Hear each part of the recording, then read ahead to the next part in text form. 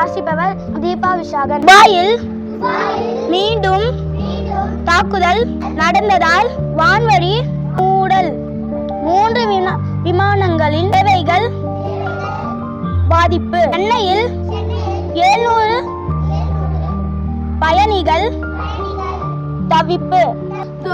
ஈரானும் இஸ்ரேலும் இப்ப சண்டை போட்டுட்டு இருக்காங்களே, அமெரிக்கா கூட சேர்ந்துக்கிட்டு துபாய் சில குண்டுகள் தாக்குதல் பண்ண அங்கெல்லாம் வச்சிருக்காங்க. குண்டுகள்ல ஈரான் மேல போட்டதுனால திரும்பியும் ஈரான் துபாய் மேல போட்டிருக்காங்க.